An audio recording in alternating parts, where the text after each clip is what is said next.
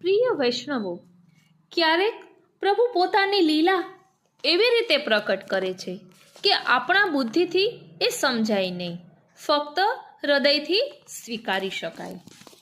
શ્રી વલ્લભના પ્રાકટ્યના પ્રસંગમાં પણ આપણે આવું જ અલૌકિક રહસ્ય જોઈ શકીએ છીએ.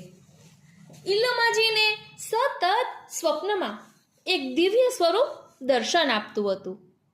માતૃત્વ ભાવથી બોલાવતું, સાંત્વના આપતું.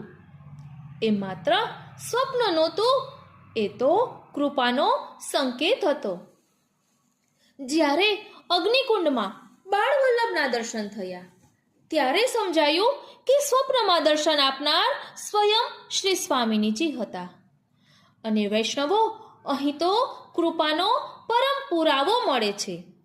સ્વપ્નમાં મળેલું દિવ્ય તાંબુલ જાગ્યા પછી સાક્ષાત હાથમાં. આ શું બતાવે છે કે ભગવદીઓના સ્વપ્ન એ ભ્રમ નથી, એ તો પ્રભુનો મિલન માર્ગ છે.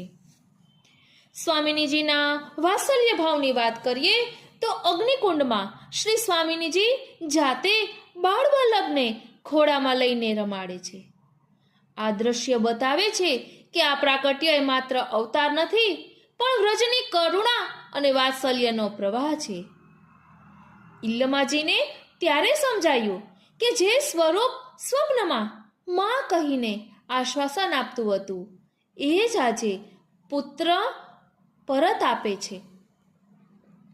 યુગલ સ્વરૂપનું રહસ્ય તો કહે છે બાળવલ્લભનું સ્વરૂપ પણ અદ્ભુત. અડધું અંગ શ્યામ સુંદર જેવું, અડધું રાધિકા જેવું કાંતિમય. અહીં સ્પષ્ટ થાય છે કે શ્રી વલ્લભ સાક્ષાત યુગલ સ્વરૂપનું પ્રાકટ્ય છે. એટલે સ્વપ્નમાં લક્ષ્મણ ભટ્ટજી અને ઈલ્લમા ગારુજીને સ્વામિનીજી દર્શન આપે છે.